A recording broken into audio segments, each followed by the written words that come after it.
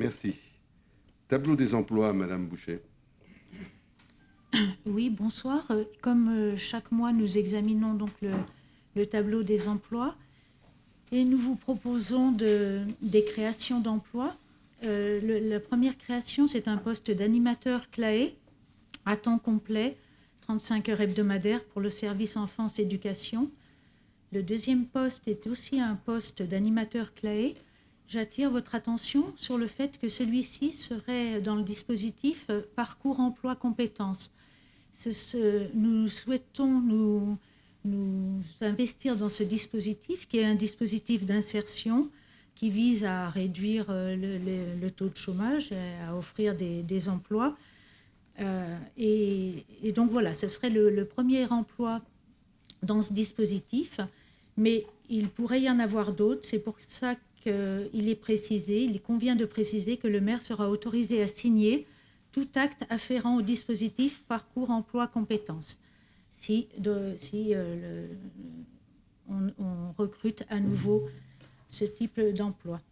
Ensuite, toujours dans les créations, nous aimerions créer le poste de responsable du service parc et jardin et de l'entretien maintenance voirie, puisque les deux services se rapprochent et évidemment, il faut un responsable de service.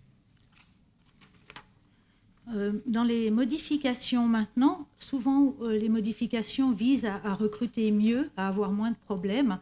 Donc c'est souvent une ouverture à d'autres catégories. Par exemple, le poste d'adjoint au responsable du service des finances. Ce poste était initialement ouvert au cadre d'emploi des rédacteurs, filière administrative catégorie B, et on l'ouvrirait au cadre d'emploi des attachés, filière administrative catégorie A, à temps complet. Voilà. Et c'est également le cas pour un poste de coordinateur programme éducatif du territoire, PEDT, en étendant ce poste qui était initialement ouvert au cadre d'emploi des attachés filière administrative catégorie A au cadre d'emploi des rédacteurs, filière administrative catégorie B. Le poste suivant, qui est un poste d'assistant administratif vie sociale et solidarité, est un poste qui existait à temps partiel et qui deviendrait à temps complet, mais non pas par création, si on peut dire, mais par regroupement avec un autre poste qui était également à temps partiel et qu'on vous proposera tout à la fin de cette délibération de supprimer. Il y a ensuite un poste de gestionnaire de la vie associative. C'est le nom qui change un petit peu. Il s'appelait gestionnaire de la vie associative et projet événementiel et il devient gestionnaire de la vie associative en charge du traitement des demandes et projets événementiels.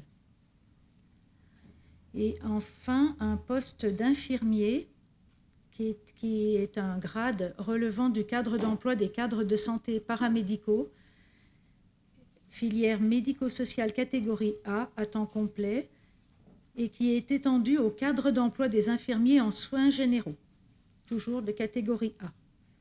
Et enfin, nous vous proposons donc la suppression d'un poste d'assistant administratif vie sociale et solidarité, puisque un peu plus haut, on vous a proposé de regrouper ce 50% avec un autre 50%.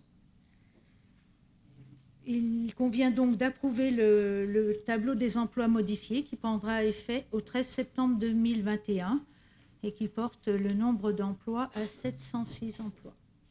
Les crédits nécessaires à la rémunération et aux charges de personnel seront inscrits au budget de la ville. Merci. Des questions, des remarques? Oui.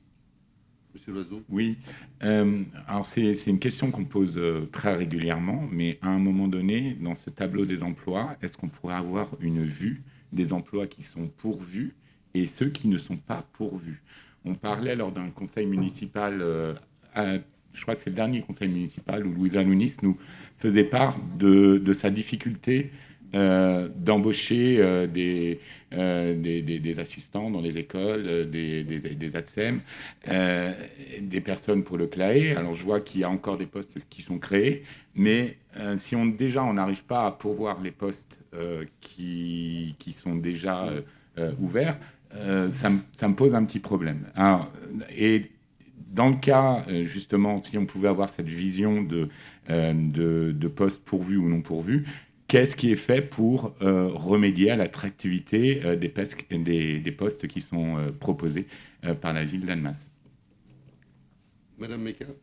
Oui, je voulais aussi savoir un petit peu où on en était du recrutement des animateurs qui avait été compliqué, et savoir si maintenant on avait recruté ce qu'il fallait pour ouvrir vraiment les attentes des parents à tout, quoi, une réponse aux parents pour tous, ou pas encore. Alors, je vais commencer par répondre à votre question, là, puisqu'il se trouve que j'ai commencé un tour, comme je le fais chaque année, des écoles, en travaillant avec les directeurs, les responsables de CLAE, et bien sûr nos services. Et aujourd'hui, alors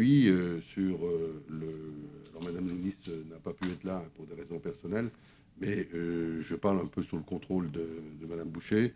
Aujourd'hui, nous sommes en manque de 10 postes d'animateurs. À la même époque l'année dernière, nous étions à moins 30. Voilà, c'est dire qu'on a progressé parce que voilà, ça répond à une partie de la question de M. Loiseau. On essaye de regrouper, de rendre les postes plus intéressants. On parlait aujourd'hui, dans une rencontre avec l'inspecteur de l'éducation nationale, de l'idée de dire, pour quelqu'un qui a un service incomplet, est-ce qu'il ne peut pas être aussi AVS, ou, puisque là aussi l'éducation nationale recherche des AVS ou des aides, je ne sais plus l'autre terme, pour suivre les élèves directement, et on pourrait, sur une même école, avoir un poste plus conséquent, donc plus attractif. On est donc dans cette situation-là. Les postes... alors, M. Loiseau, vous dites qu'est-ce que fait la ville pour rendre les postes attractifs? C'est pas nous qui fixons les salaires de la fonction publique, je vous rappelle. Voilà. Donc, il y a plein d'autres choses à faire. Voilà, c'est une donnée. Moi, quelquefois, on pourrait le poser la question, mais c'est pas nous qui fixons les postes. Et je vous rappelle que, alors là, on le voit aujourd'hui sur le débat sur l'augmentation des salaires, hein, il y a un débat national là-dessus. Je vous rappelle que le point d'indice des fonctionnaires n'a pas augmenté depuis X années. Donc c'est depuis 2012, voilà. Donc c'est aussi une donnée. Par contre, là où on a un pouvoir d'agir, c'est justement de créer des conditions de travail, de recréer des conditions qui permettent de répondre à ces besoins. Et c'est sur les animateurs, par exemple, ce que je suis en train de vous dire, en regroupant du temps pour que quelqu'un qui travaille que quelques heures, il ne peut pas vivre avec ça. Il y a eu aussi, excusez-moi, le régime indemnitaire qui a été mis en place et qui est plutôt favorable. C'est voilà. C'est un élément de réponse. Voilà, c'est un élément de réponse sur le régime indemnitaire plus favorable. Le chiffre exact, c'est bien 10 animateurs qui manquent aujourd'hui sur 114. Hein. On a 114 animateurs, donc 10 sur 114, on est à 10%. Ce qui, question que vous posez, fait qu'aujourd'hui, et dans les semaines qui viennent, on devrait, avec les réorganisations, avec ce qu'on a fait au niveau, y compris du schéma de fonctionnement de la restauration scolaire, on devrait pouvoir accueillir très rapidement, dans les semaines qui viennent, la totalité des gens qui sont aujourd'hui inscrits, y compris des gens qui ne remplissent pas les conditions qu'on avait mis au départ pour trier. Donc, il devrait y avoir un progrès très, très sensible dans la capacité d'offrir ces services à la population. C'est quelque chose qui s'organise, qui progresse, et je pense que dans moins d'un mois, on aura trouvé des solutions pour à peu près tout le monde, ce qui est un très très gros travail qui a été fait par nos services. Madame Atougi. Oui, j'ai vu qu'il y avait un poste de coordinateur du PEDT. Ça signifie qu'il n'existait pas auparavant? C'est juste une extension, il existait. Le poste a dû se libérer parce que l'agent, peut-être par mutation interne, et donc, du coup, on repourvoie ce poste à une nouvelle personne, et pour se donner plus de chances de recruter, il est étendu au cadre d'emploi des rédacteurs. Comme ça ouvre un peu plus. Mais on a bien une personne qui assume ce rôle, en fait. Oui, bien sûr. Oui, on peut même dire, Monsieur Fett me le souffle à l'oreille, la personne qui assurait ce rôle, aujourd'hui a une promotion interne, puisqu'elle va assurer, après départ de la personne qui assurait le poste la responsabilité de la petite enfance. Donc, on recrute plus largement pour ne pas avoir de rupture, quelqu'un qui... et on élargit, on ne crée pas le poste, ça il existait, on élargit les possibilités de recrutement.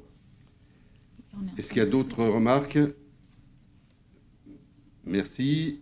Je vous propose donc de passer au vote. Est-ce qu'il y a des votes contre? Des abstentions? Une abstention, Monsieur Loiseau.